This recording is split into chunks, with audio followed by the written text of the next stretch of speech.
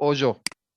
Particularmente el de la clase que viene va a estar la profesora Rita Pérez acompañándolos a ustedes, pero el práctico no se va a dejar de dictar. Yo voy a dictar el práctico del curso de la tarde, en el horario del curso de la tarde. Así que lo que vamos a estar haciendo con la profesora Rita Pérez, y eso va a estar en función más que nada de la disponibilidad de horario que tenga ella, porque yo ya tengo organizado mi horario para disponer de mañana, tarde y noche los días jueves. Más que nada va a estar supeditado a eso. Veremos entonces quién toma a cargo el práctico, pero van a tener ustedes práctico a pesar de que la profesora Vivian Coyola recién regrese y retome el curso por allá por el mes de septiembre. ¿Tá?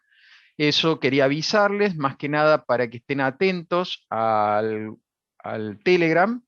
Si les escribo yo y les aviso de que vamos a tener clase, que no piensen de que estoy equivocado, que ya tuvimos teórico y que vamos a volver a tener un teórico. De todas formas voy a ser bastante explícito, pero recuerden que quizás me vuelvan a ver a mí en alguna clase práctica por ahí, en alguna de estas, o en la clase que viene no particularmente, pero tal vez en el segundo cuatrimestre.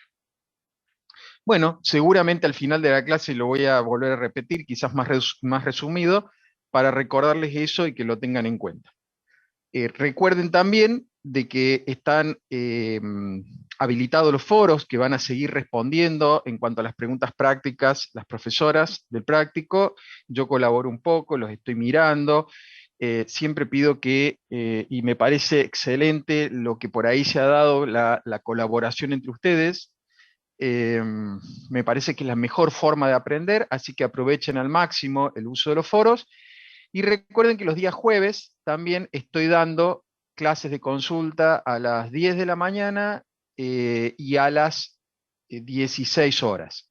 O sea que podrían aprovechar cualquiera de esos horarios también en algún momento para participar de alguna de esas clases de consulta. Sobre todo pensando en que si tienen alguna dificultad en algún tema, algún ejercicio, les pueda ayudar.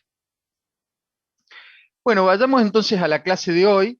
La clase de hoy tiene que ver con el concepto de métodos rígidos y pasos múltiples, que es, a ver, esperen que quiero poner, ahí está, quería poner el puntero, que es lo que vamos a tocar ahora, porque nosotros hasta aquí hemos estudiado algunos métodos numéricos para resolver ecuaciones diferenciales ordinarias. Pero si recordamos que una ecuación diferencial se concibe como un modelo matemático de un problema en ingeniería, cuando nosotros tratamos de resolver esa ecuación diferencial, pueden surgir algunas dificultades justamente asociadas con el concepto de rigidez. Vamos a dejar para la segunda o casi el último tercio de la clase a hablar de los métodos multipaso. Por lo tanto, comencemos con una definición. Un sistema rígido es aquel que tiene componentes que cambian rápidamente junto con componentes que cambian lentamente. Yo a lo largo de la clase voy a tratar de ser lo más explícito y lo más claro posible en la explicación. Vamos a ir desarrollando gradualmente un ejemplo para que esto se entienda bien. Porque ustedes dirán, ¿qué quiere decir componentes de cambio rápido o que cambian rápidamente con componentes que cambian lentamente? Bueno, vamos a ir abordando este concepto de una forma sencilla. Pero en principio, esa es la definición de un sistema rígido. Hay una parte en particular que tiene se mueve, por decirlo de alguna forma, de manera rápida y que tiene un proceso efímero en la solución que se puede obtener del sistema, y hay otra parte que no, que es como que tiene un cambio muy, muy gradual, muy lento en el tiempo y perdura en el tiempo, quizás incluso hasta llegando a lo que se llaman regímenes estacionarios. La mayoría de las veces, esa componente, como les decía, de cambio rápido, es muy breve, momentánea, pudiendo incluso hasta pasar casi desapercibida en un intervalo de tiempo muy reducido y determinado. Y al ser transitoria, en general, desaparece. Cuando nosotros decimos desaparece, estamos queriendo decir que se anula en la solución. Cuando un término desaparece, quiere decir que ese término se hace cero. Recuerden eso.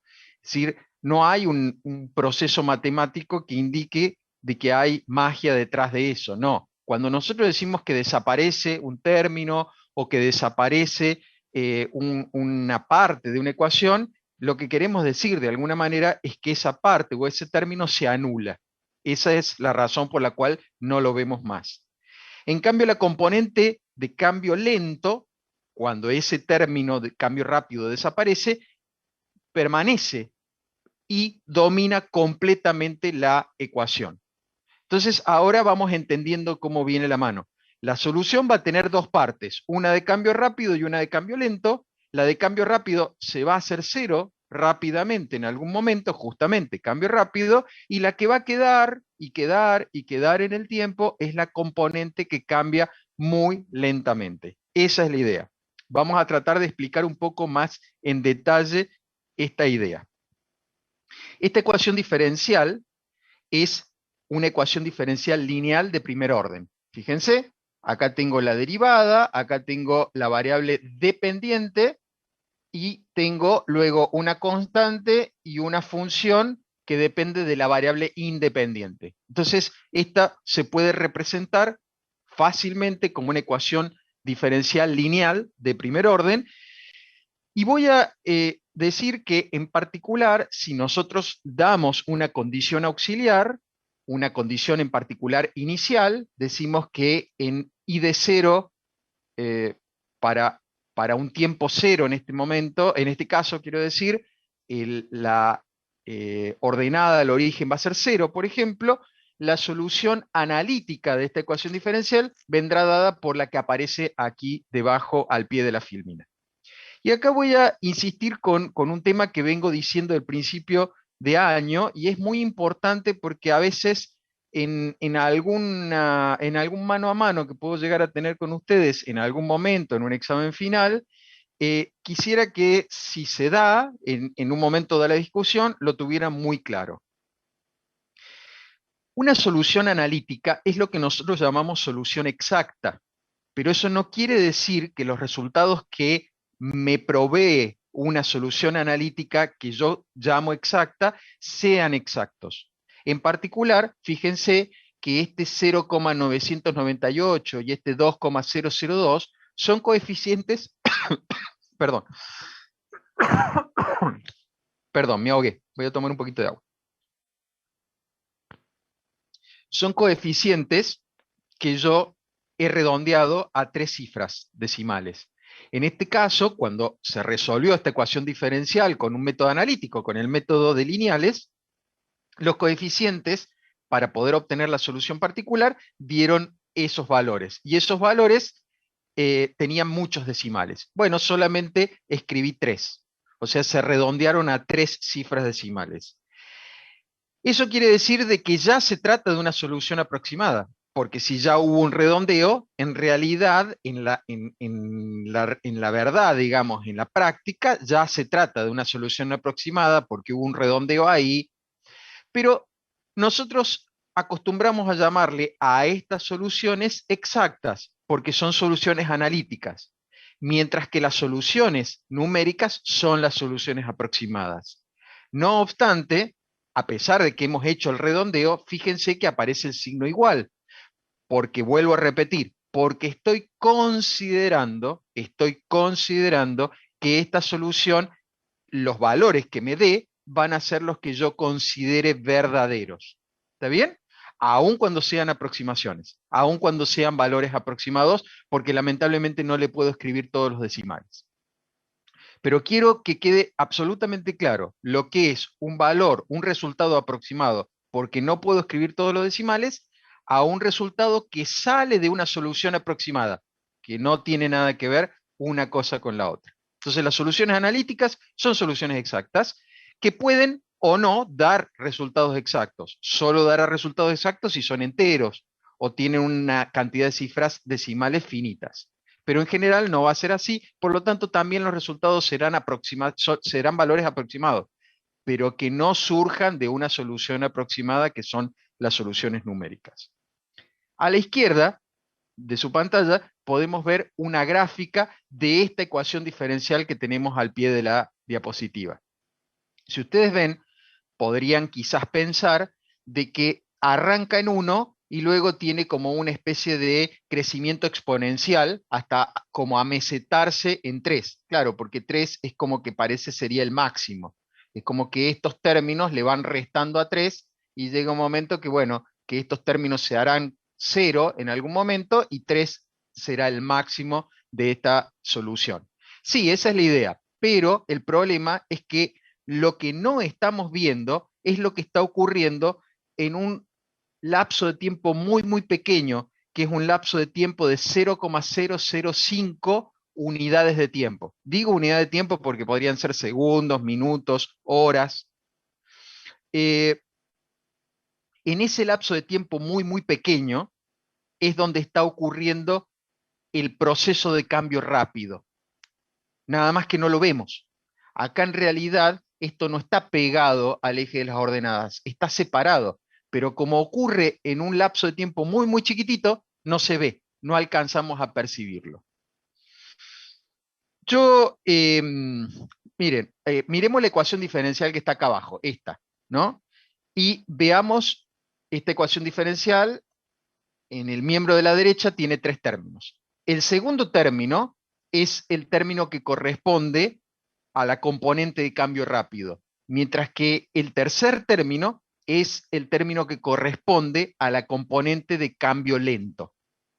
Para poder explicar esto, el año pasado, recuerdo, que les comentaba cómo analizar esto viendo el argumento de la función exponencial, viendo qué pasa cuando t tendía a 0, cuando t tendía a infinito, cuál era más rápido, cuál era más lento, pero aparentemente por ahí creo que los perdía un poquito porque no tienen la gimnasia o no tienen como muy, muy a flor de piel estas cuestiones de límites y cómo se comportan las funciones exponenciales, tienen que pensarla bastante o un poco quizás, y por ahí tengo miedo de que se me pierdan un poquito. Entonces, este año se me ocurrió hacer la cosa diferente. Para tratar de entender esto de componente de cambio rápido y componente de cambio lento, las grafiqué por separado. Fíjense que tomé la solución y dejé la componente de cambio rápido y no escribí la de cambio lento. En cambio, acá a la derecha no puse la de cambio rápido y escribí la de cambio lento. Las grafiqué separadas. Y ustedes ven que las escalas de tiempo son mucho más reducidas. Fíjense que va de 0 a 0,0005, que yo les decía que era el lapso de tiempo en el que ocurría ese evento de cambio rápido. Fíjense que en el gráfico de la izquierda podemos ver que claramente en ese lapso de tiempo entre 0 y 0,0005 ocurre un evento de cambio muy rápido. La altura de la función cambia rápidamente en este intervalo desde 0 a 3.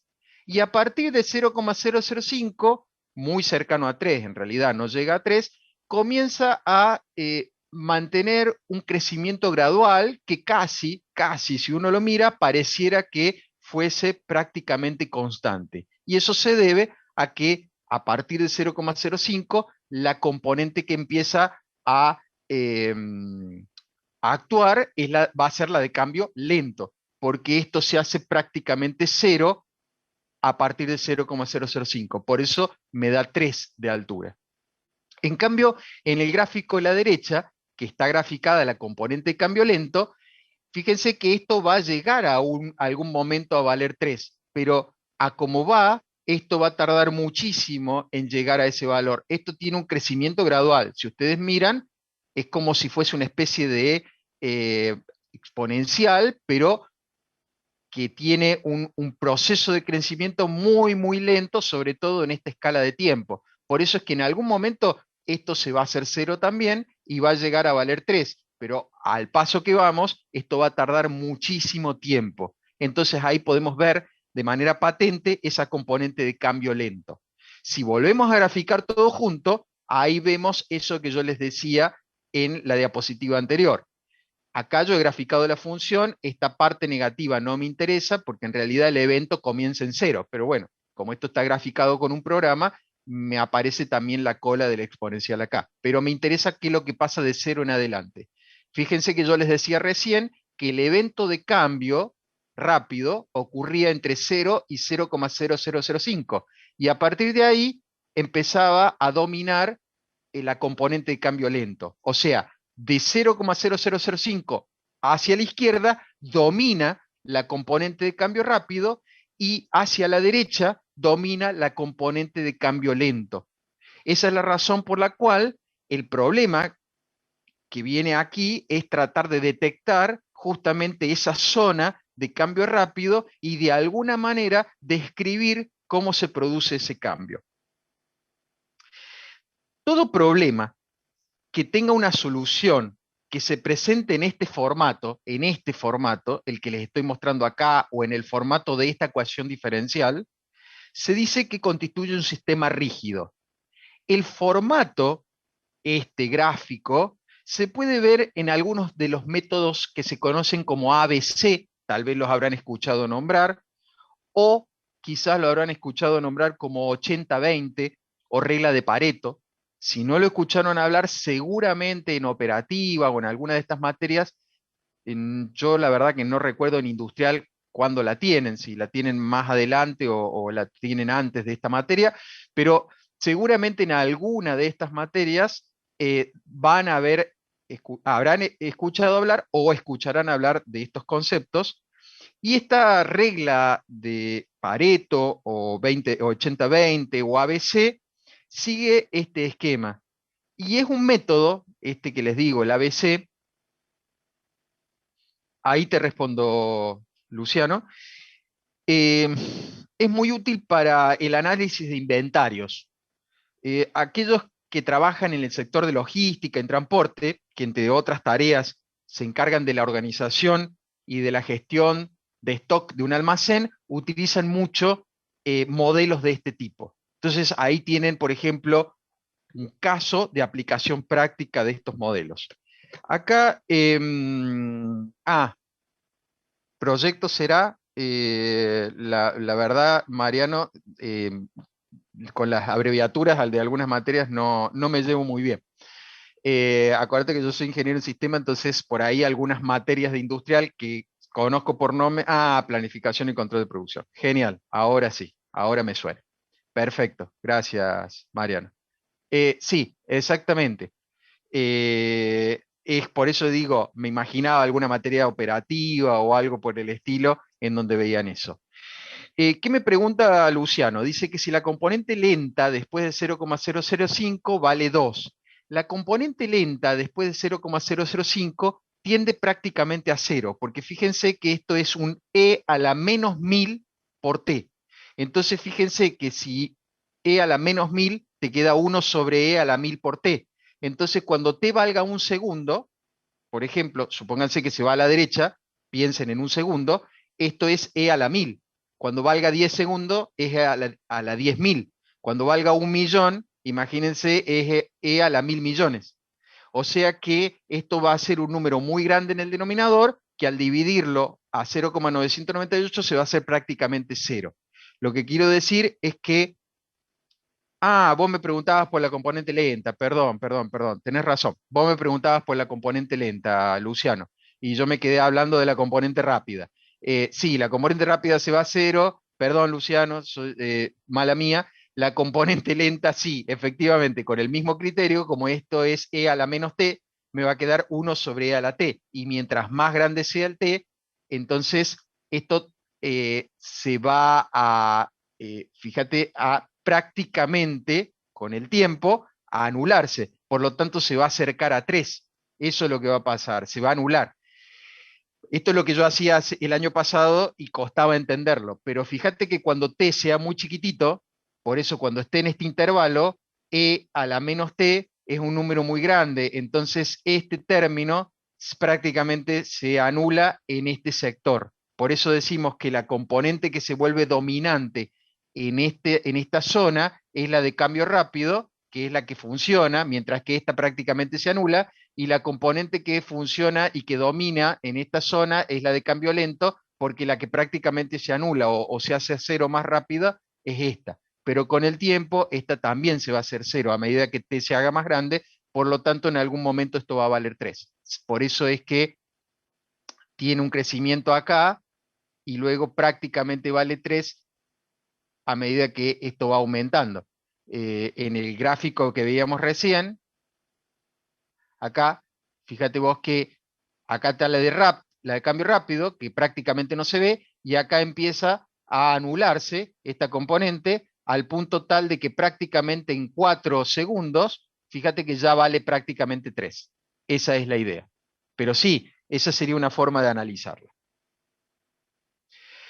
Bueno, ¿qué más podemos decir esto? Un punto quizás importante a destacar es que, aunque estos sean fenómenos transitorios, podrían determinar el tiempo de toda la solución. ¿Por qué? Porque si yo quiero, fíjense, quiero detectar esta componente de cambio rápido, entonces yo debería tomar pasos menores a 0,0005.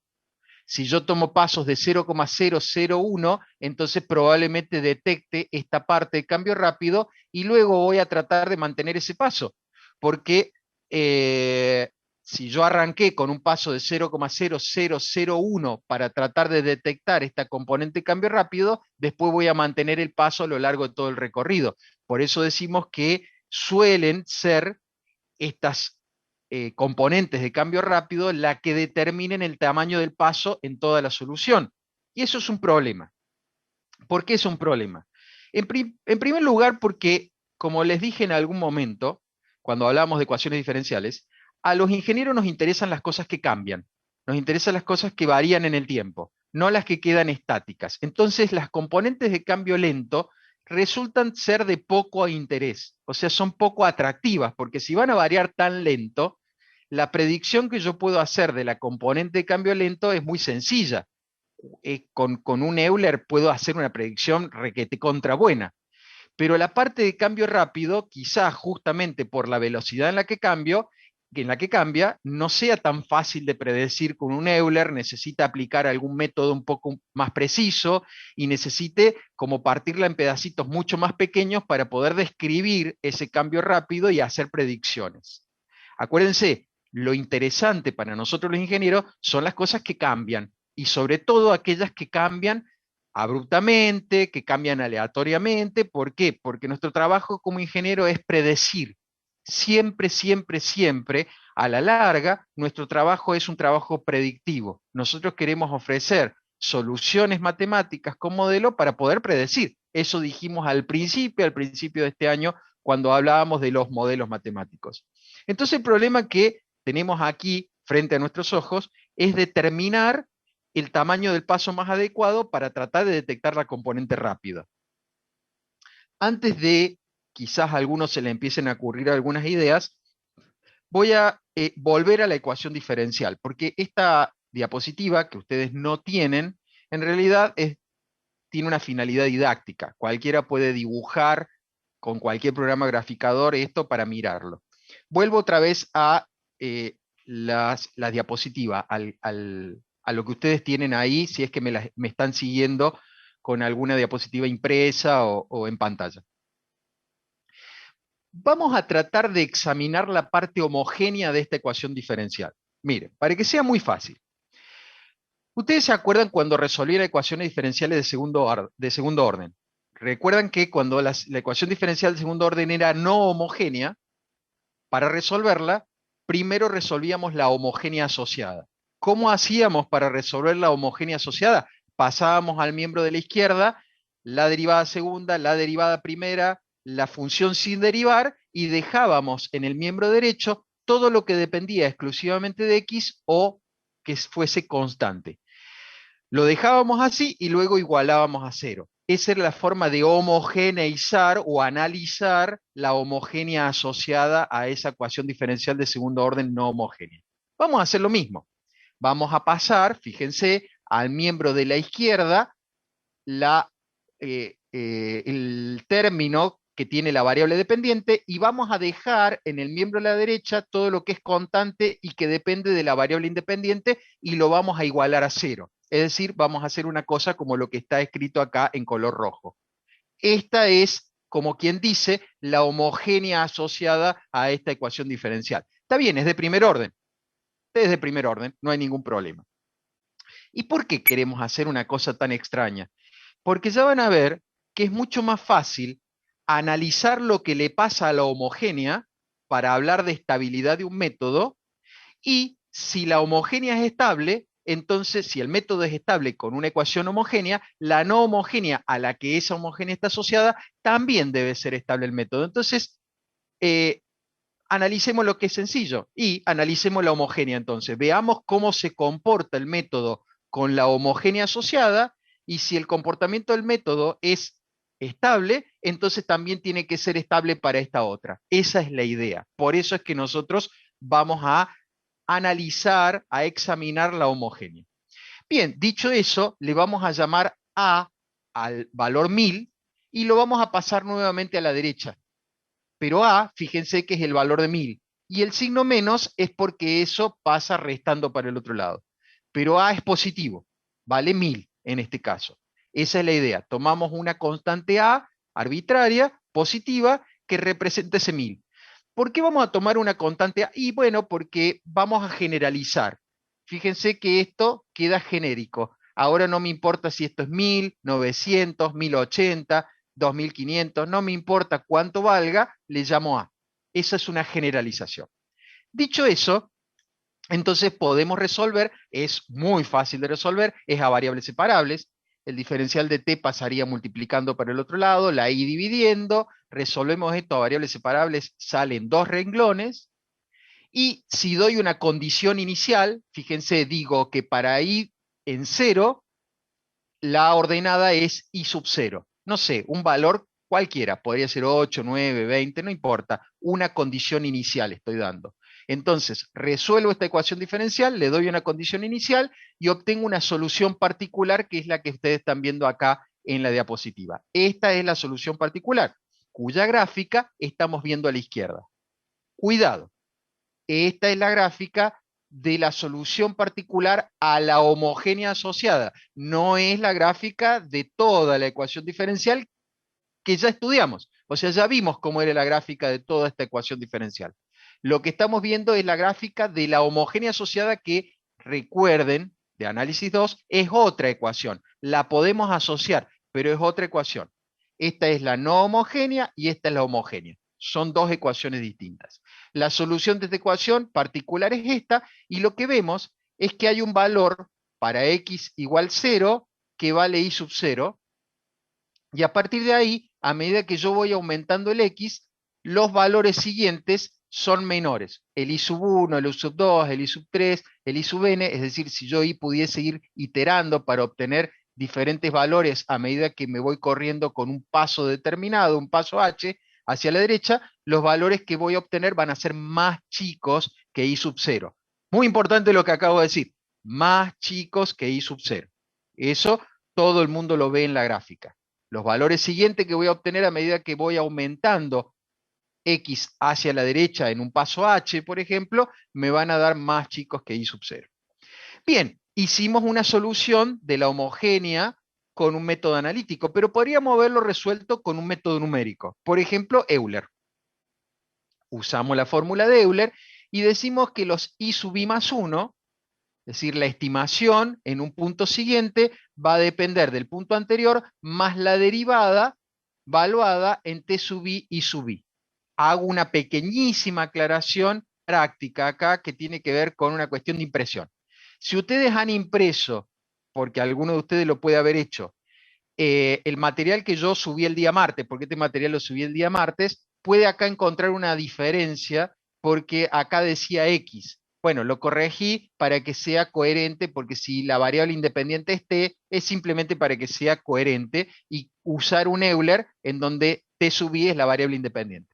Pero es una cuestión de coherencia nada más, no cambia en lo que vamos a decir.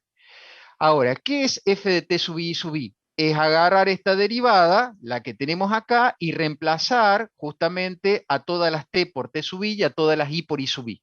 Bien, eso es lo que hicimos acá. Reemplazamos a, en este caso, i por i sub i. Lo pusimos acá. Pero fíjense que nosotros tenemos i sub i aquí e i sub i acá. Entonces podemos sacarlo factor común. Acá lo hemos hecho. Sacamos factor común i sub i y me queda factor de 1 menos a por h. Acá viene una cosa complicada.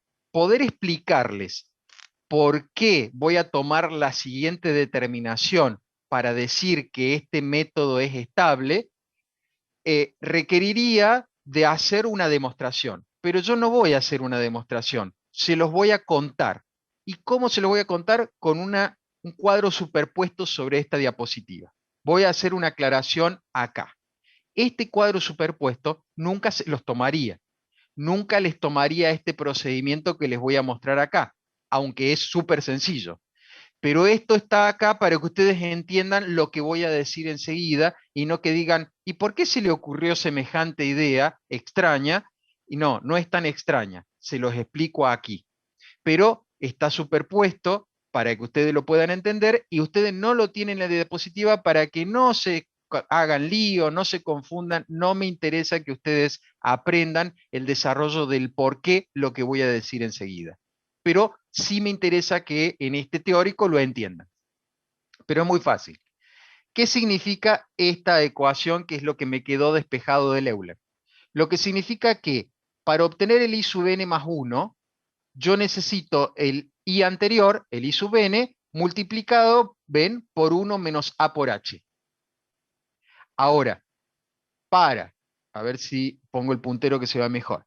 Para calcular el i sub n, si sigo la misma fórmula, necesito el i sub n menos 1 multiplicado por 1 menos a por h.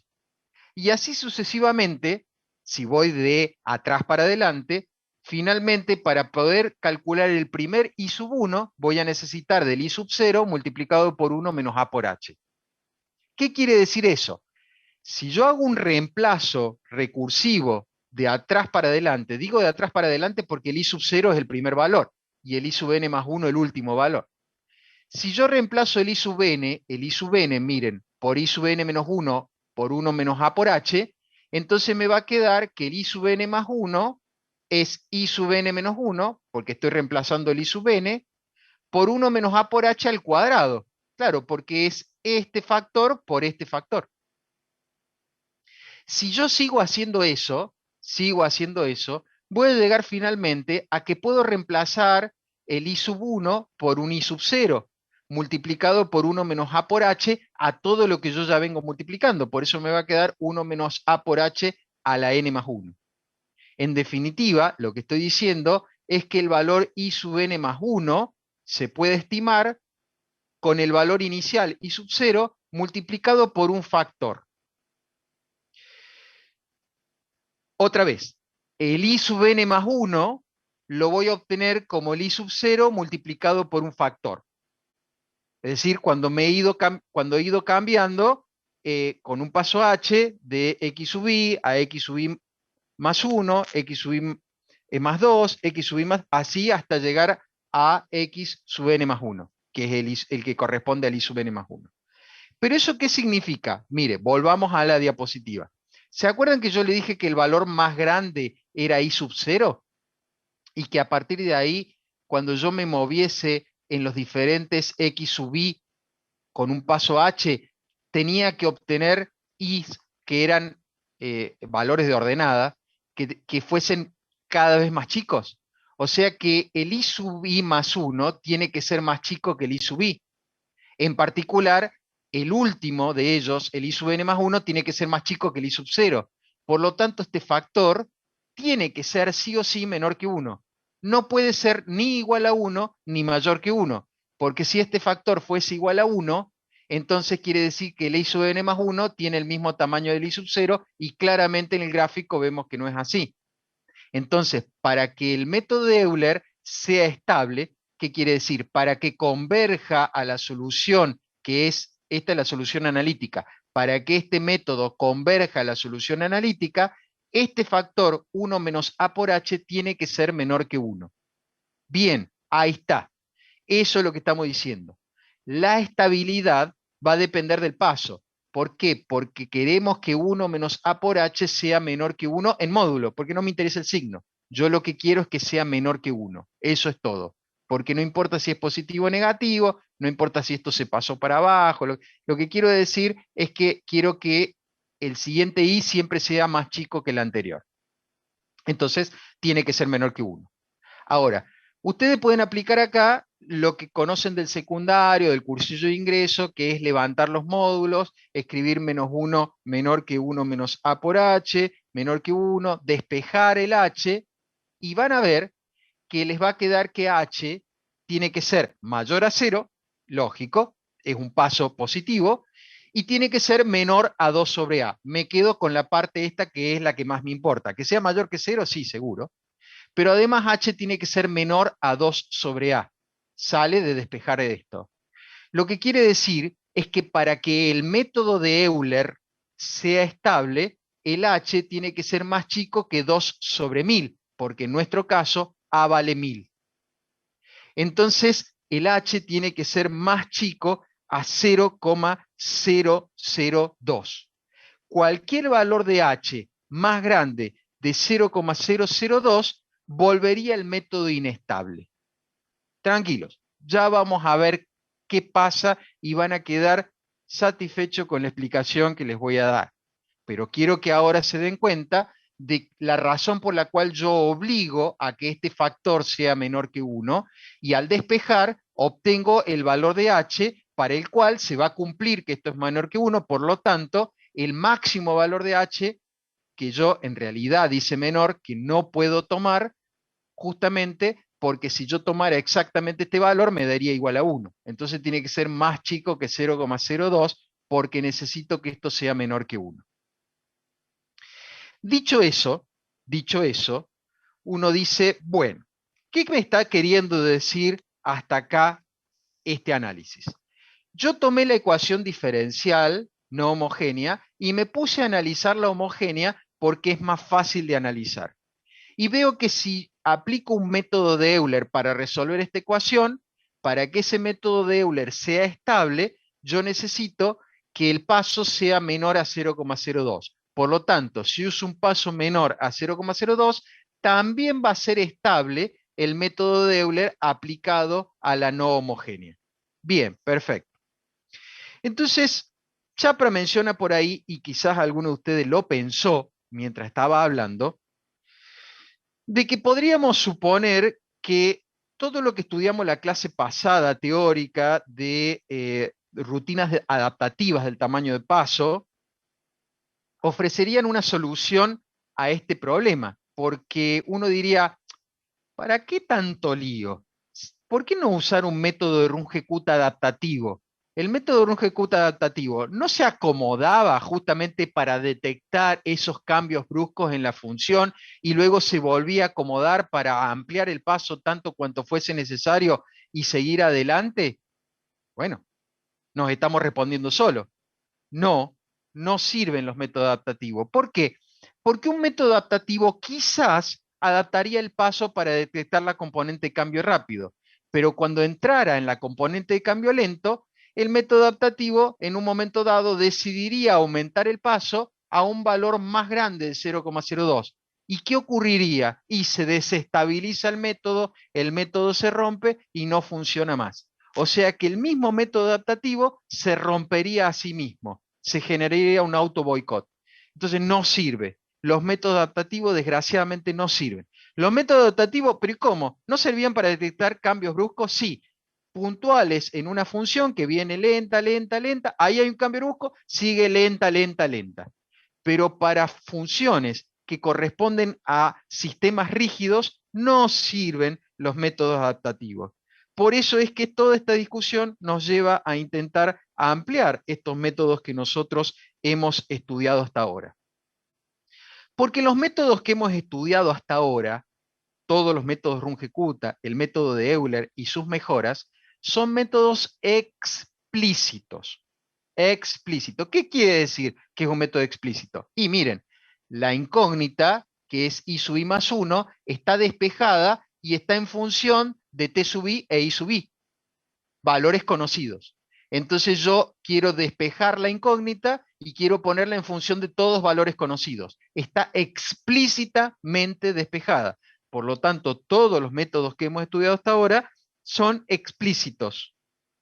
Y todos estos métodos explícitos, si yo quisiera recorrer todo el problema para que no se me rompa con un h menor a 0,002, por ejemplo 0,001, requerirían de muchísimas iteraciones para poder describir la solución del problema. Entonces, la verdad, no me sirve.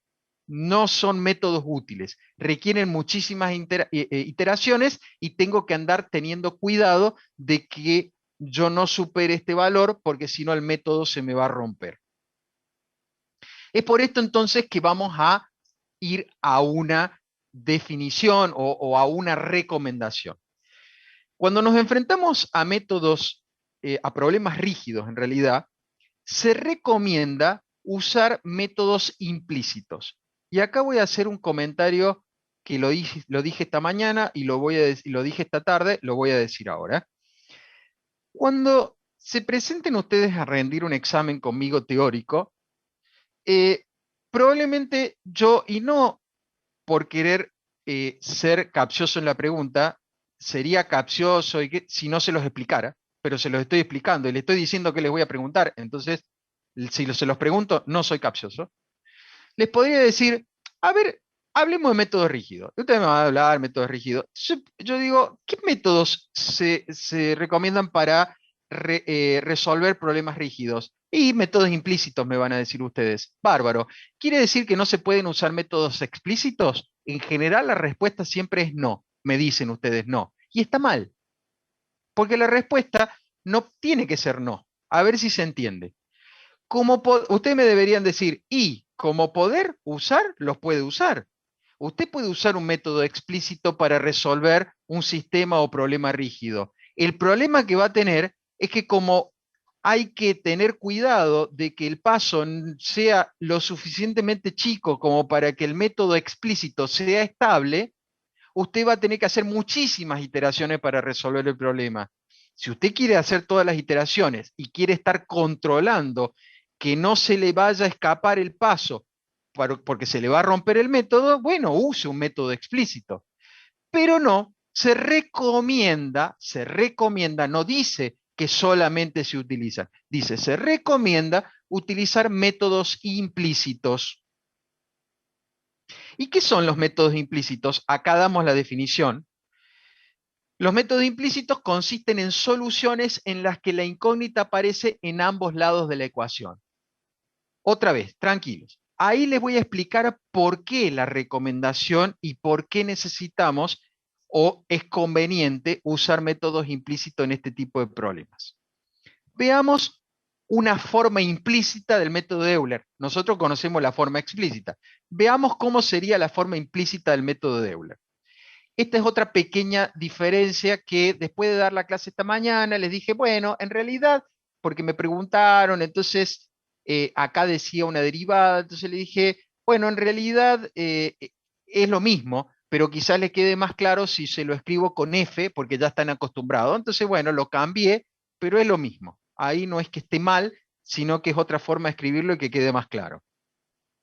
La forma implícita del método de Euler se consigue evaluando ahora la derivada, esta es la derivada, no en t sub i y sub i. Fíjense a dónde estoy evaluando la derivada. La estoy evaluando en t sub i más 1 y en i sub i más 1. Claro, en vez de evaluarla en el punto conocido, t sub i y sub i, la estoy evaluando en el punto que quiero conocer. Qué cosa rara, ¿no? Pero bueno, ¿puedo hacerlo? Sí, puedo hacerlo. Vos podés evaluar la derivada en el punto que querés conocer. T sub i más 1 y sub i más 1.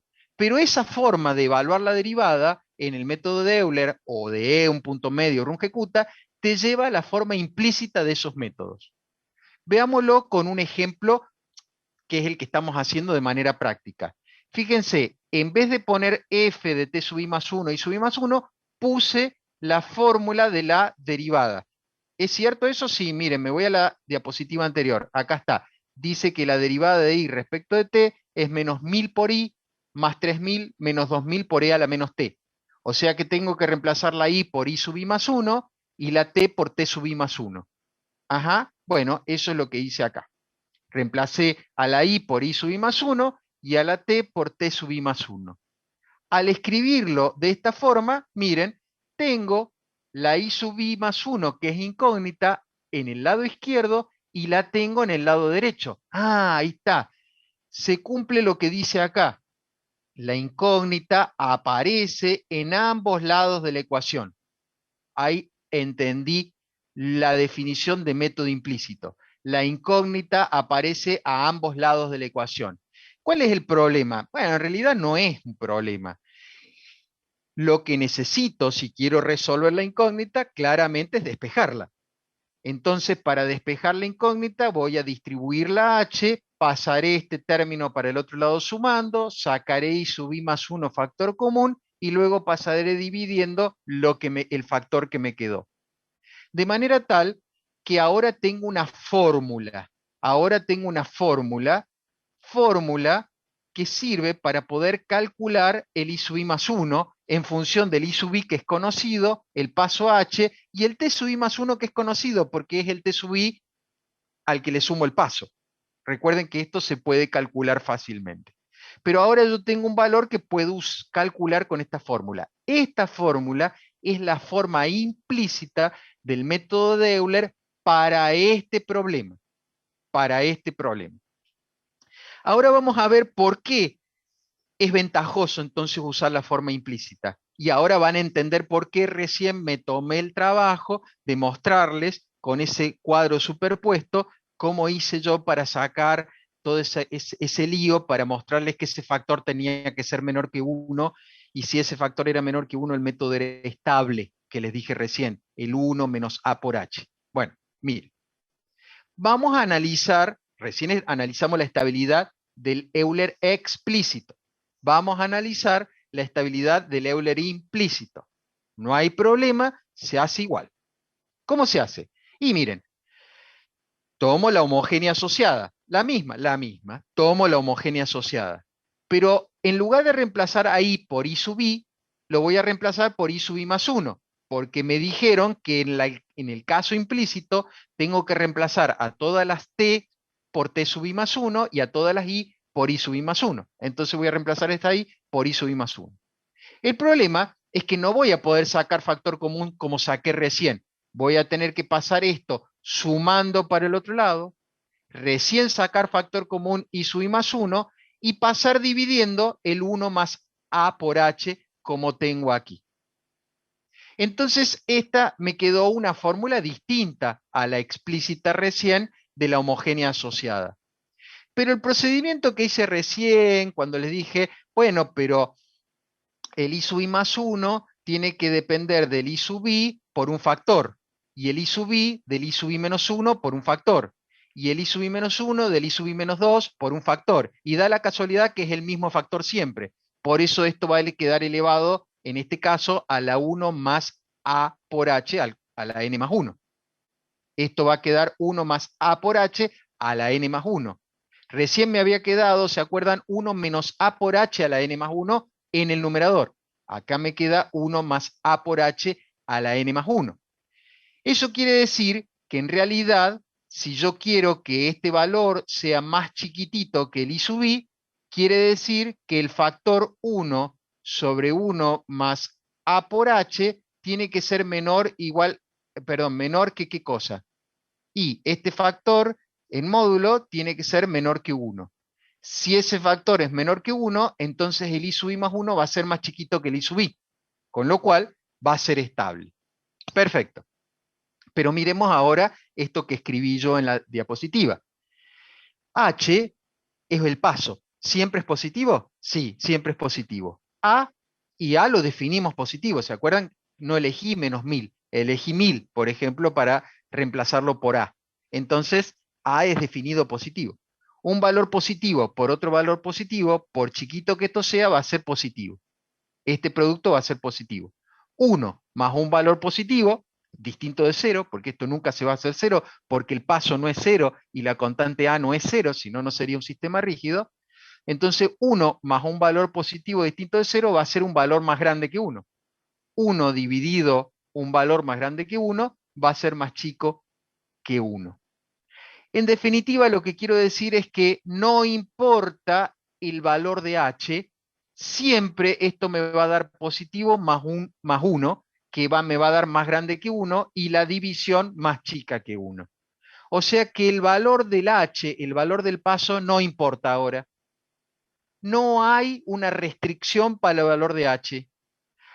Por eso se llama incondicionalmente estable, porque no hay condición para el valor de h, el valor de paso, para que el método sea estable. El método es estable, no importa el valor de h.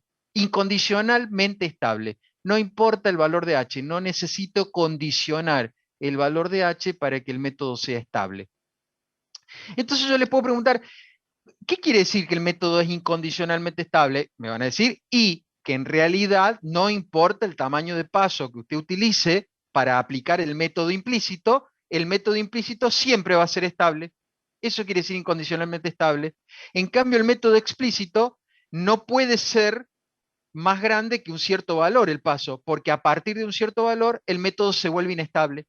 Por eso el método explícito es condicionalmente estable. Hay una condición de estabilidad. ¿Cuál era la condición de estabilidad para el problema que teníamos entre manos? Y que h sea menor que 2 sobre a. Esa era la condición de estabilidad del Euler explícito. Y el implícito no tiene condición, siempre es estable. Ah, listo, incondicionalmente estable.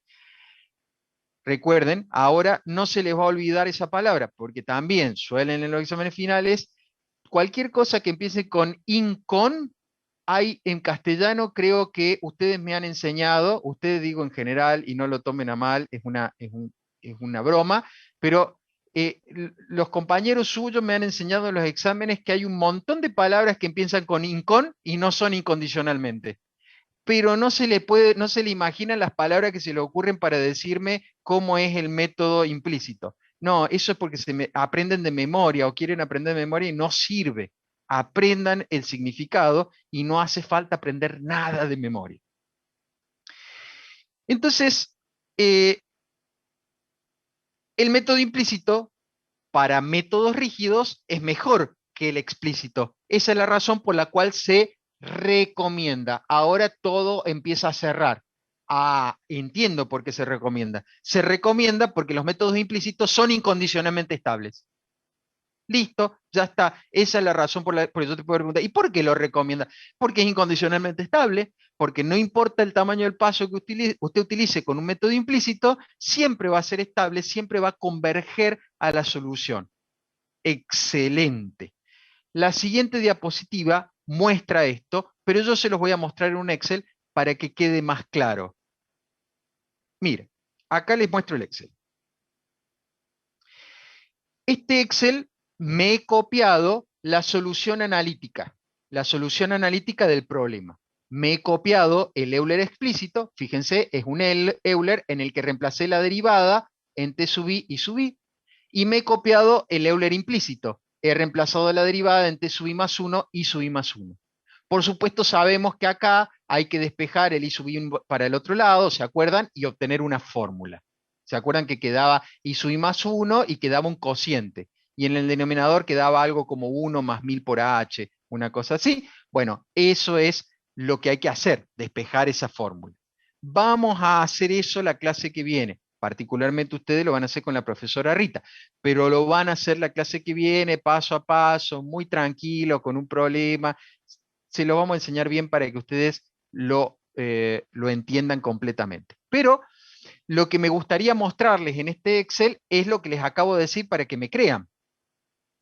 Habíamos visto que el explícito, el Euler explícito, era estable si el paso era menor que 0,002. Si es mayor que esto, se me va a romper. Entonces yo hice dos tablas para mostrar eso.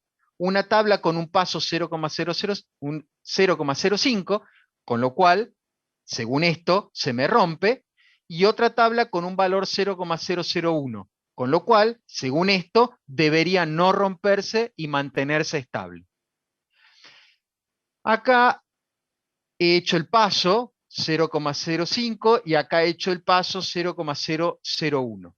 En la primera columna he graficado la solución exacta, que no es más que reemplazar en la analítica los diferentes valores de t, simplemente para tener una referencia. Recuerden que esto no lo vamos a tener en la vida real. Si lo tuviésemos, ¿para qué vamos a hacer un método numérico? Sino que acá sirve como referencia. Y entre estas dos columnas, voy a mirar primero la última, esta columna. En esta columna, fíjense que en todos los casos, la condición inicial que hemos elegido es que para t0 y vale 0. ¿Se acuerdan que el gráfico de esta solución, o mejor dicho, de este problema, era una cosa así, en donde acá estaba la partecita de cambio rápido? O sea que arranca en el tiempo 0, arranca para i igual a 0. Entonces, ese es el valor inicial. Bien, genial. En todos los casos, ese es el valor inicial que estamos usando. ¿Cómo escribimos el Euler explícito? Muy fácil, un Euler. Fíjense, el Euler, ¿cómo se escribe? Valor anterior, más la derivada evaluada en t sub i y sub i, tiempo anterior y anterior, por el paso, sumado, listo, ese es el Euler común y corriente, el que ustedes ya se han cansado de aplicar. Lo apliqué ahí, aquí, en todos se obtiene, fíjense, el mismo Euler que yo he podido calcular. Pero miren lo que está pasando. La primera aproximación dice 50, la segunda menos 2.395, la tercera 117.420. La octava, creo que hoy lo vi, la octava iteración, sí, recuento 8, dice, la octava iteración ya va por encima de los 3.000 millones. Negativo, pero por encima de los 3.000 millones.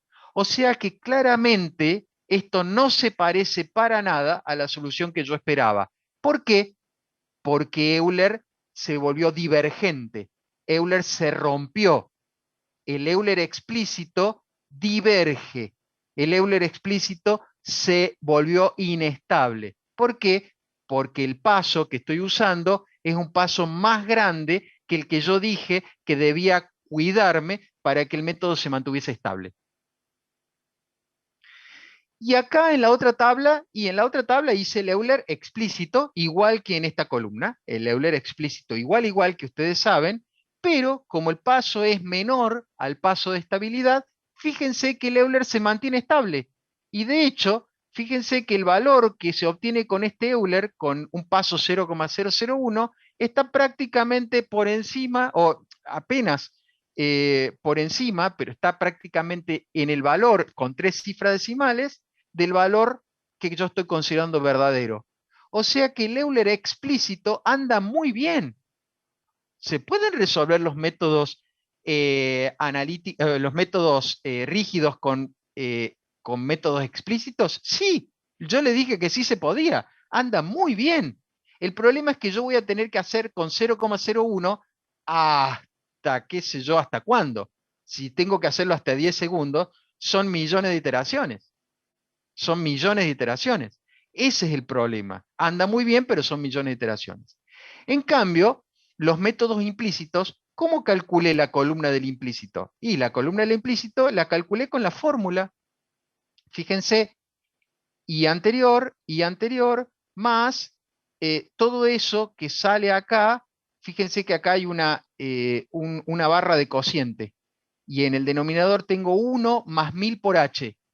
¿No les recuerda eso a la fórmula esta que teníamos acá? 1 más 1000 por h. Y sí, claro, porque he usado esta fórmula. Esa es la fórmula que he usado para poder escribir este Euler implícito. Y fíjense que al escribir el Euler implícito, los valores que he obtenido se parecen mucho a los valores verdaderos. Cuando el explícito, mientras que el explícito se rompía, el implícito se mantuvo estable. Y acá también. El implícito, al igual que el explícito, se mantiene estable. Y tiene muy buenos valores también. Fíjense, este quedó medio por debajo y este quedó medio por encima, pero también tiene muy buenos valores. En particular, fíjense que por acá también obtiene muy buenos valores. El tema, como verán, es que, claro, mientras que el implícito se mantuvo estable sin importar el paso, el explícito se rompió, se volvió inestable cuando el paso era más grande que el paso que debía cumplir para el que el método sea estable. Creo y espero que con esta primera observación, ya vamos a trabajar más sobre esto la clase que viene, creo que queda absolutamente claro de que los métodos explícitos se pueden usar, sí, pero los métodos implícitos tienen la ventaja de que sin importar el paso son estables y me puedo dar el lujo de usar el paso que yo quiera, que quizás no sea tan chiquitito, podría haber usado un paso 0,003 y haber visto la parte de cambio rápido, y sin embargo, en 0,003, si fuese explícito, se hubiese roto porque hubiese sido mayor a 0,002. Entonces, la ventaja de los métodos implícitos es la estabilidad. Resumen muy chiquitito de lo que hemos visto hasta ahora. Los métodos rígidos o problemas o sistemas rígidos son aquellos que tienen componente de cambio rápido y componente de cambio lento. Las componentes de cambio rápido suelen ser muy transitorias, efímeras, tienden a anularse rápidamente, ocurren en intervalos de tiempo muy chiquititos y luego la componente de cambio lento es la que domina en general. Para resolver esos métodos, esos sistemas, esos problemas, se recomienda el uso de métodos implícitos. ¿Por qué? Porque los métodos implícitos son incondicionalmente estables. No importa el tamaño del paso, yo puedo aplicarlos. Mientras que los métodos explícitos, si bien los podemos utilizar, hay que estar controlando el tamaño del paso, porque para cierto valor que se puede superar de paso, me podría encontrar con la triste realidad de que el método diverja, que el método se rompa, se vuelva inestable, entonces no me sirva para resolver esos problemas. De ahí que los métodos implícitos se conozcan como métodos incondicionalmente estables.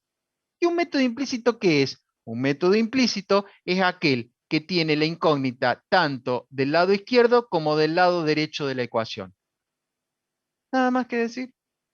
De hecho, si ustedes fuesen capaces de decirme algo como lo que les acabo de decir en el momento que yo le diga, hablemos un poquito de métodos rígidos, y ustedes me dicen lo que les dije en creo que duré 2 minutos en decir eso, eh, se van inmediatamente para mí con una nota buenísima. ¿Por qué? Porque yo pienso, ¿para qué le voy a seguir preguntando si la tienen clarísima? Si la tienen clarísima. Ahora, si en un examen, cuando te digo, hablemos de método rígido, me empezás a tirar definiciones de memoria, y yo tengo que empezar a preguntarte qué significa, y empezás a fallar en el significado, generalmente terminan desaprobados. Y yo quiero aclarar algo en este punto porque no quiero que me malinterpreten. No, no es mi intención ser desagradable, para nada. Pero yo no tengo por qué calificar la memoria de ustedes. Si ustedes son memoriosos, genial, buen punto para ustedes. Pero yo no puedo calificar si se acuerdan de todas las definiciones o de todos los teoremas de memoria. Aquellos que han rendido conmigo alguna vez en análisis matemático, por ejemplo, saben que yo suelo preguntar conceptos, suelo preguntar por qué significa tal teorema, o qué significa tal cosa, o cómo interpreta esto, o cómo interpreta esto otro, porque yo lo que tengo que calificar es que entiendas la materia. Yo lo que califico es cuánto entendiste de la materia. Si alcanzaste a entender el 60%, te vas aprobado. Si alcanzaste a entender menos del 60%, por más que me hayas escrito todas las definiciones de memoria, te vas a ir desaprobado, porque yo no puedo poner ni medio punto por definiciones de memoria. ¿Está claro? Le digo porque suelo tener el problema de que, pero yo le escribí la definición, pero ¿me la pudiste explicar? No, bueno, no, no vale nada. Lo que vale para mí es que me puedas explicar la definición. ¿Está claro? Entonces cuando estudien, estudien entendiendo y van a ver que no les hace falta aprender ninguna definición de memoria. Salen solas las definiciones. Porque si de repente hay una palabrita que no sale, suelo yo en los exámenes finales decirle incondicionalmente, no incongruentemente, incondicionalmente, ¿está bien? Les digo yo, es incondicionalmente, no incongruentemente, por ejemplo, que me pueden decir.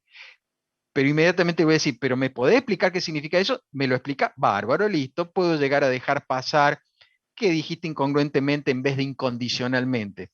Medio raro, pero bueno, no voy a hacer tanto lío por una palabrita, ¿de acuerdo? Pero sí por una explicación. Así que tengan en cuenta, por favor, esas cosas. Por eso es que me he tomado el trabajo de hacer este breve resumen para que vean que no es mucho lo que uno necesita estudiar de teórico de esta materia. Lo importante es entender para qué estoy aplicando, para qué estoy haciendo un método, cuándo se aplica, dónde se aplica, por qué lo aplico, qué ventaja tiene, qué desventaja tiene. Eso es lo que ustedes quiero que aprendan y que sepan. Genial, vamos al último tema. En estos 20 minutos prácticamente que quedan, vamos a ver un último tema que es muy sencillo. Sencillo en cuanto a entenderlo desde el punto de vista teórico. Y quiero aclarar lo siguiente. El tema que vamos a ver ahora, que es el que corresponde a multipaso, no tiene práctico. No tiene práctico. No tiene práctico y ya van a ver por qué.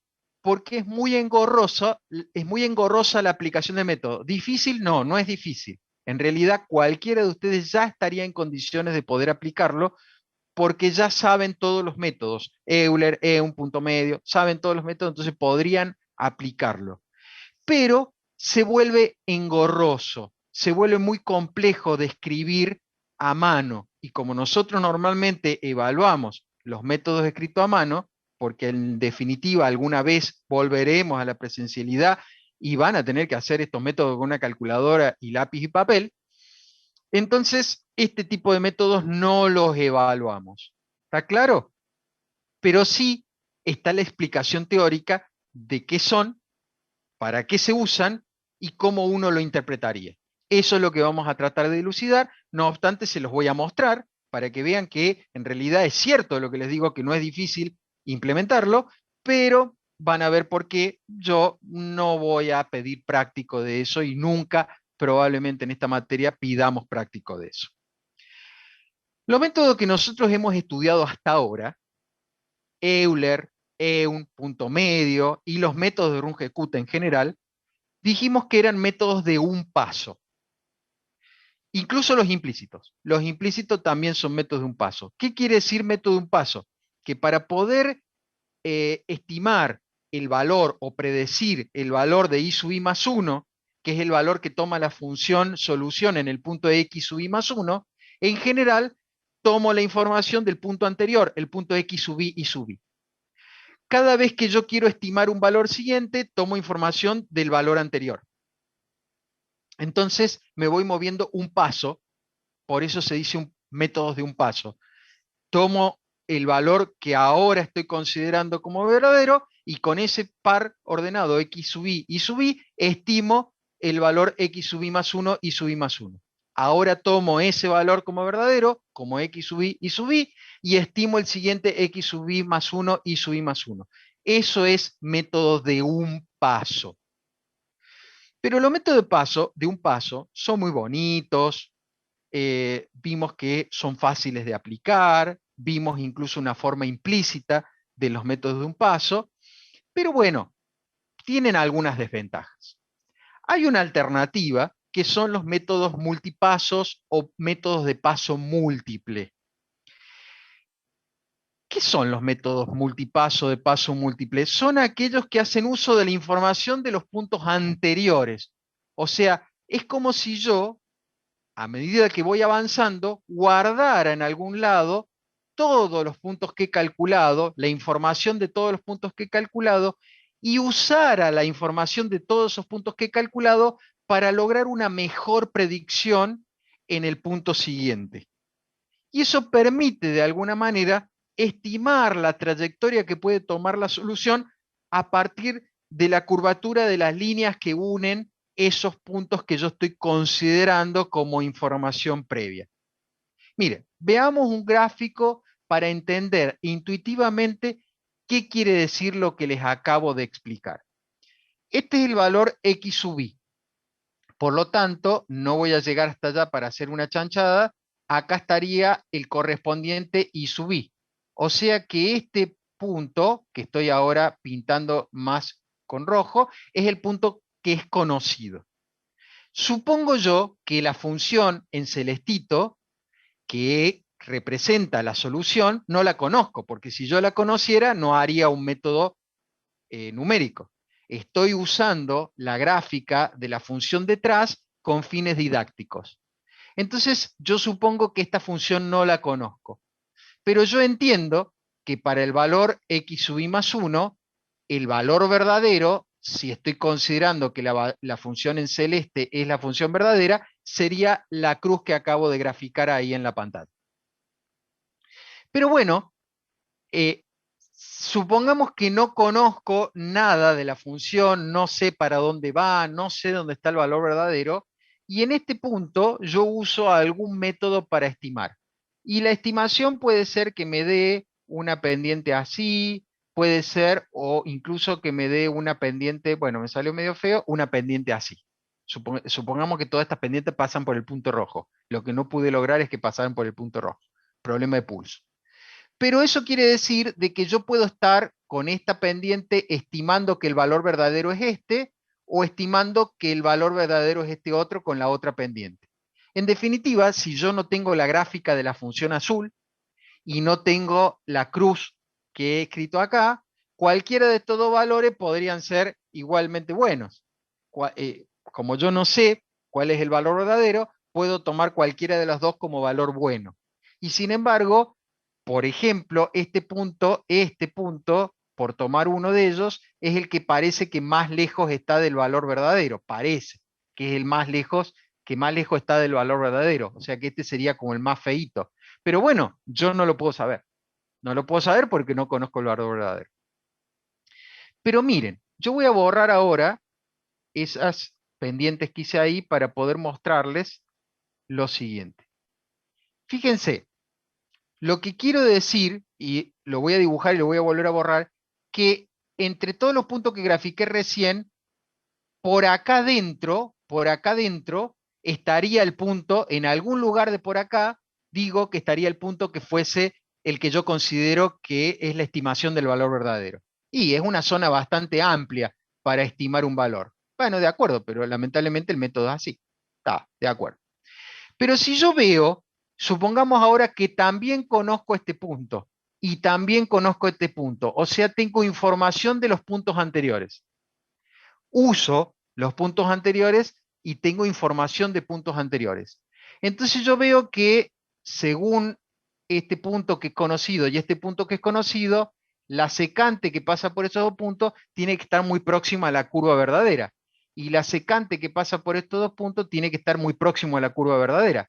Yo veo que con las secantes estoy casi haciendo un envolvente que me está indicando que la curva debe tener una curvatura por lo menos parecida a la que estoy tratando de graficar acá.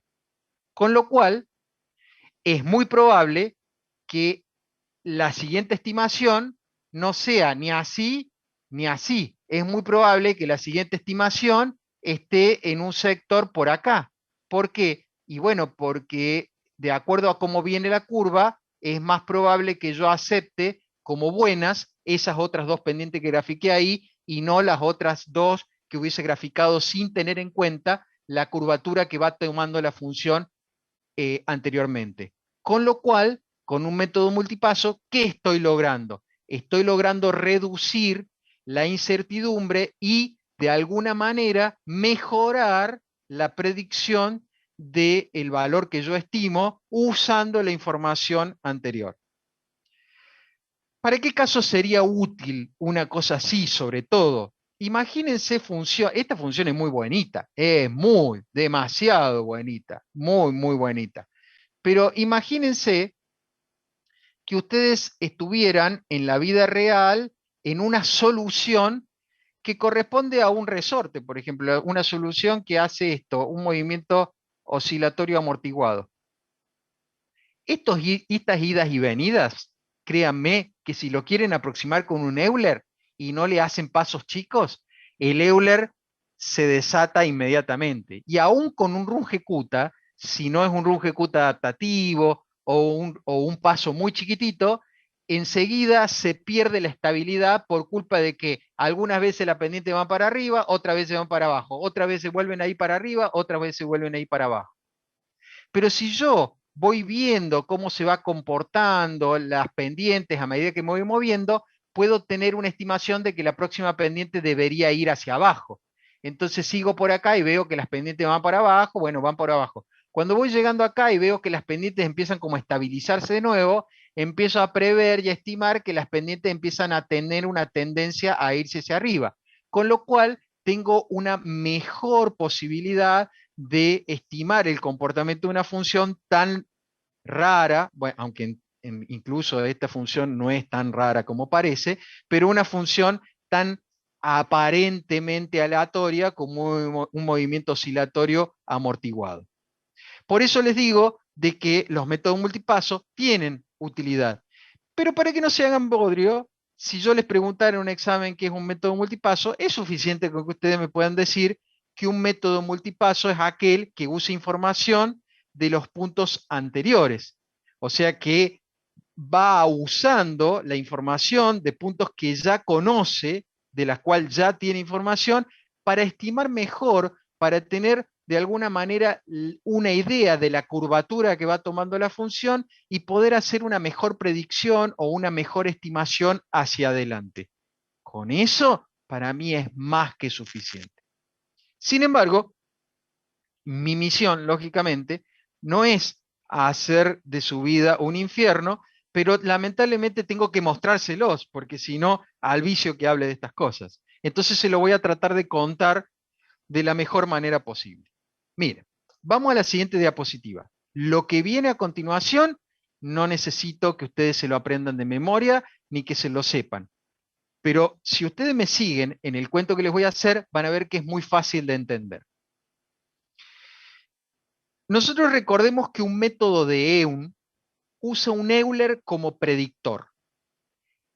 Y el error de truncamiento del predictor es h cuadrado, el error de truncamiento local. ¿Por qué el error de truncamiento local? Porque es como si yo hubiese tirado las derivadas de orden 2 en adelante. Entonces, como yo tiré las derivadas de orden 2 en adelante, el error de truncamiento local es h cuadrado. Ese es el error de la predicción que hace EUN. Este es el predictor. ¿De acuerdo? Bien, el corrector se obtiene con dos derivadas, una derivada al inicio y otra derivada al final del intervalo. Y ya habíamos visto, por eso digo que no estoy diciendo nada nuevo, ya habíamos visto que este era un truco para hacer que el método se comportara como si yo hubiese agregado un término más de la serie de Taylor, como si yo estuviera haciendo una derivada segunda sin tener que hacer una derivada primera. Hago una trampa. En vez de calcular una derivada segunda, calculo dos veces una derivada primera.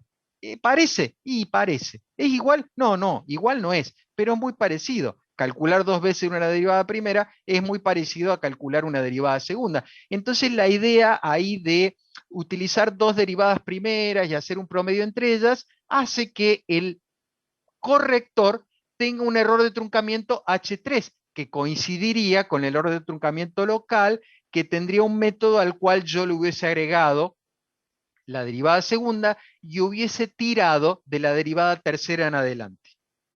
El problema, viene el señor Eun, vamos a suponer, y me dice, el problema es que el error me lo introduce el predictor, porque es el predictor el que ensucia mi método. Porque lamentablemente yo tuve que usar un Euler que es muy feo, es el más feo de todos los métodos. Sí, de acuerdo, señor Eun, usted tiene razón. El Euler es el más feo de todos los métodos de Runge-Kutta y justamente fue utilizar el más feo de todos los métodos de Runge-Kutta para predecir qué quiere que le haga. Y sí, por supuesto, es el método el predictor del método de un el que está introduciendo un orden de error h cuadrado y evita aprovechar el error h cubo local, de truncamiento local, que hubiese mejorado mucho la predicción, o hubiese mejorado mucho el resultado, perdón, si hubiese sido directamente el orden del método. Claro, desgraciadamente el método de el haber usado un Euler para predecir ensucia el método de Eun. Pero ¿sabe qué, señor Eun? Yo conozco una forma, claro, yo he leído Chapra, ya lo sé, entonces le diría, yo conozco una forma de mejorar su método con una pequeña trampita. Yo le puedo asegurar que podemos elevar el error de truncamiento de su predictor a H3. ¿Le gustaría? Y sí, me va a decir, me encantaría, porque si el error del predictor fuese H3, como es el mismo error que el del corrector, entonces mi método mejoraría muchísimo. ¿Cómo haces? Me diría Eun. Así. Yo voy a hacer la siguiente trampita. En vez de usar I sub I para predecir, voy a usar I sub I menos 1. Voy a usar el conocimiento de un punto anterior. Lo que voy a hacer, señor Eu, es usar un multipaso. En vez de usar un método de un paso, que es el método que usted diseñó en un primer momento, voy a usar un multipaso.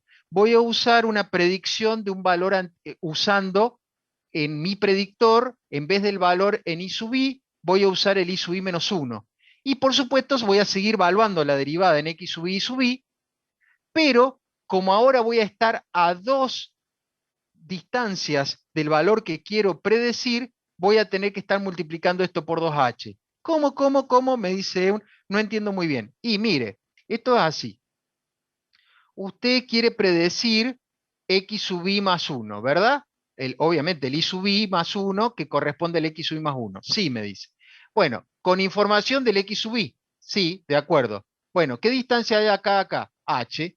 Yo lo que le sugiero es que además incorporemos la información del x sub i menos 1. Al incorporar la información del x sub i más 1, menos 1, estoy a 2h de distancia del x sub i más 1. O sea, estoy a 2h de distancia, ese 2h que está acá, de distancia, y estoy utilizando la derivada valuada en x sub i, o sea, a la mitad del camino. Es como si yo estuviera trampeando y estuviera haciendo un predictor medio como mezclando un punto medio, y al hacer eso, y al aumentar en 2h la distancia, logro elevar el error de truncamiento, porque estoy usando esa trampita, a H3. Genial, me va a decir Eun. Entendí. Vos me estás usando entonces el valor de I sub I menos 1, el valor previo, con lo cual se me aumenta a 2h la distancia, y eso me garantiza alcanzar ahora un error de truncamiento local h cubo. Genial, me dice Eun, perfecto, estoy contento. Sí, señor Eun, pero no se me vaya porque tengo que darle una mala noticia. ¿Cuál es la mala noticia? Que ahora este método multipaso se vuelve un método que no es de autoinicio. Otra vez Eun me dice, ¿cómo? Seguramente Eun no me preguntaría tanto, pero se los estoy contando. ¿Cómo es eso de no autoinicio? Y mire, señor Eun, su método es un método de autoinicio.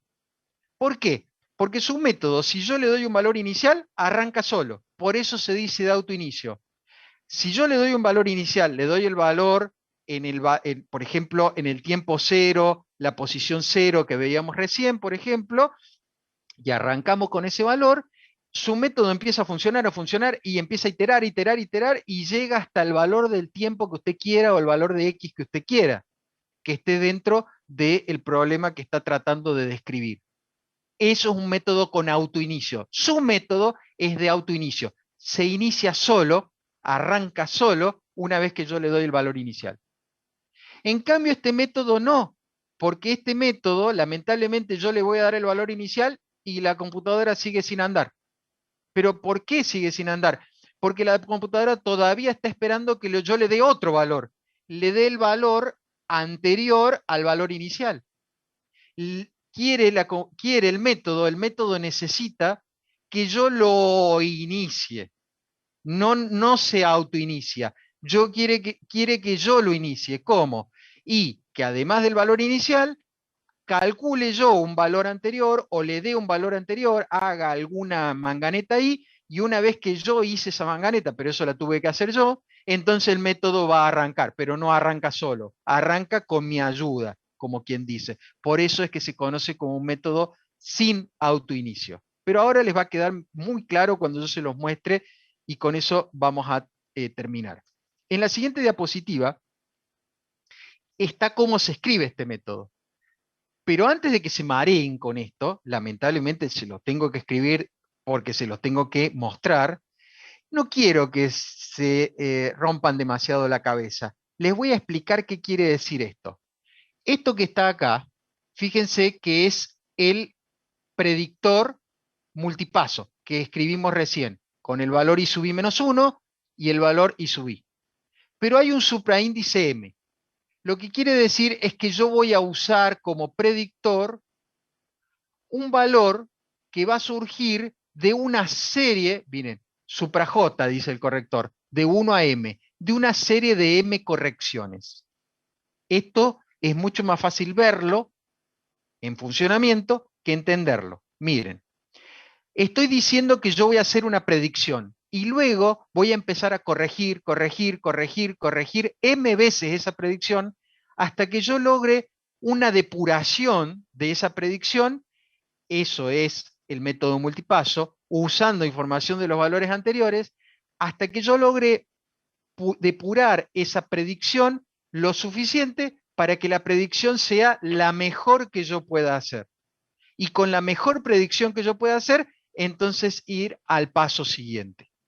Ir a hacer la siguiente predicción y la siguiente serie de correcciones.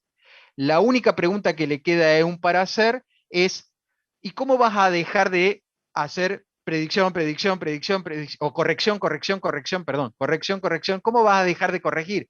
Y yo digo, muy simple, cuando el error relativo porcentual entre dos correcciones sucesivas sean menor que un cierto valor que yo o que usted puede dar como valor de tolerancia. ¿Quiere ver cómo funciona, señor Eu? Sí, me encantaría ver cómo funciona. Bueno, mire, señor Eu, se lo voy a mostrar con un Excel. Entonces le voy a decir, mire, señor Eu, este ejercicio, ahora les digo a ustedes, miren, este ejercicio ustedes se cansaron de hacerlo. Permítanme, seguramente me voy a pasar 2 minutitos, pero quiero decir lo mismo que dije a la mañana y a la tarde. Este ejercicio ustedes lo vieron un montón de veces, porque hicieron Euler, de todo este ejercicio, incluso nosotros sacamos la solución analítica, que está acá, para paso 1, y lo resolvimos hasta con RUGECUTA este ejercicio. La clase anterior, creo que fue la anterior o la anterior, lo resolvimos con RUGECUTA. Lo que vamos a hacer es usarlo, ya que este requete contra archiconocido, lo vamos a usar para resolverlo con un multipaso. Pero primero le mostramos al señor Eun el método suyo, que es el método con autoinicio. Fíjense que acá puse el valor inicial que hemos dado siempre para x igual a 0 y es igual a 2. Acá calculé el valor de la derivada al inicio del intervalo.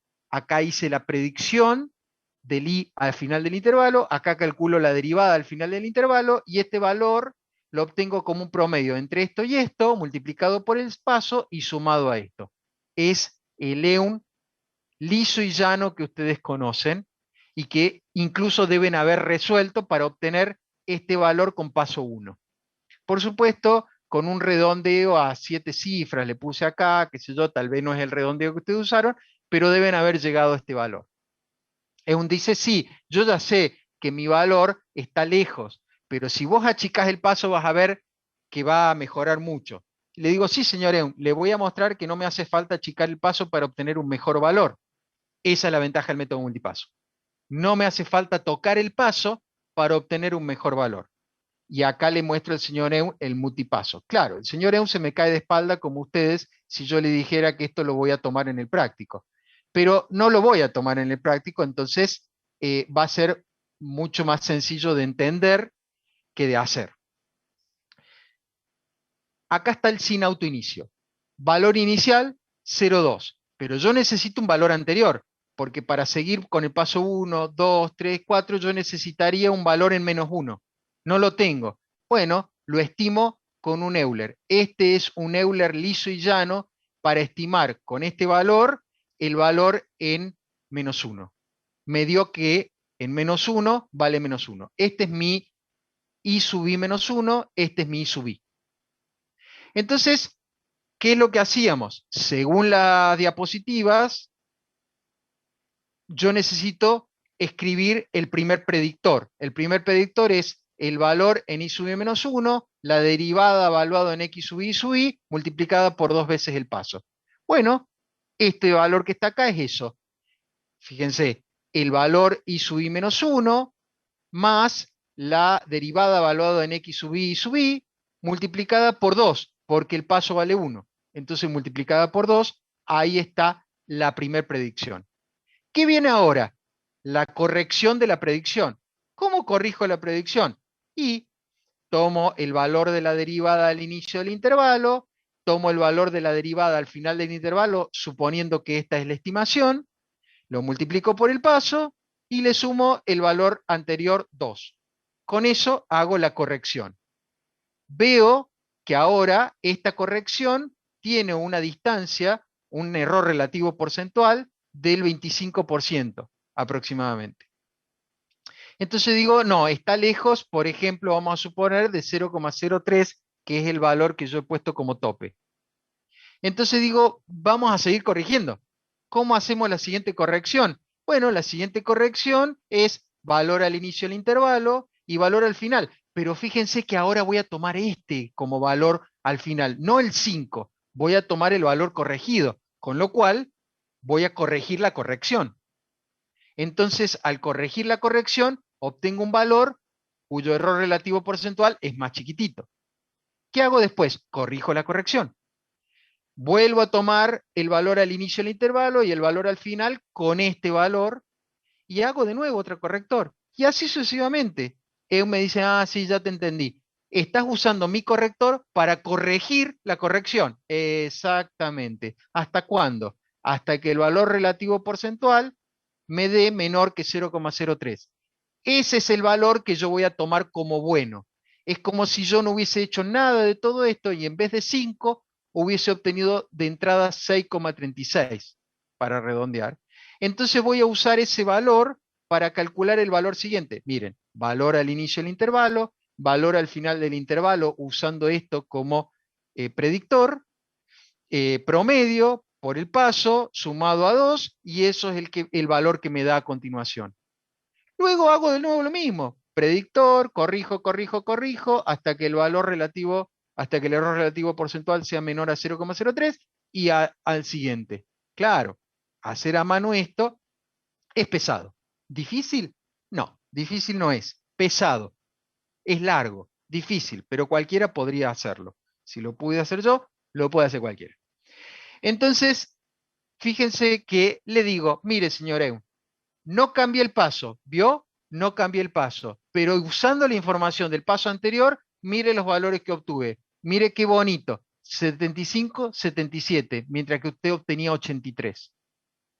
Yo mejoré muchísimo el valor estimado usando el valor de los puntos anteriores y usando eso para corregir, corregir, corregir, hasta que la corrección me gustaba y usando eso para la siguiente estimación. Listo, punto. Perdón, me requete contrapasé. Lamento la tortura. Les agradezco enormemente la paciencia, pero quería decir lo mismo que había dicho a la mañana y a la tarde. No sé qué me pasó en algún momento, que seguramente hablé de más y me demoré en alguna explicación previa. Pero quería mostrarles de que verdaderamente los métodos multipaso son interesantes, sobre todo para tratar de mejorar predicciones en aquellos lugares difíciles y sobre todo en aquellos lugares en donde es muy difícil achicar el paso o no conviene achicar el paso. Entonces, miren, hay métodos para lograr mejores predicciones sin necesidad de recurrir a runge-cutas de octavo orden, por ejemplo. Con un runge-cuta cuarto orden multipaso, casi que lo sacan analítico con paso 1. Entonces son muy buenos, muy buenos. Bueno, de nuevo, muchísimas, pero muchísimas gracias por la paciencia. Perdón por haberme requete contrapasado con el tiempo, no me gusta hacerlo. Los dejo, los libero, les dejo un gran saludo. Síganse cuidando. Aprovechen las clases de consulta. Recuerden que yo estoy 10 de la mañana y 4 de la tarde los días jueves para que me pregunten. Aprovechen los foros. Estamos para ayudarles, acompañarles. Nos estamos viendo. Si no hay más preguntas, yo me quedo de todas formas por las dudas que alguien quiera preguntar algo. Y si no, un saludo de nuevo grande para todos. Buen fin de semana. Cuídense.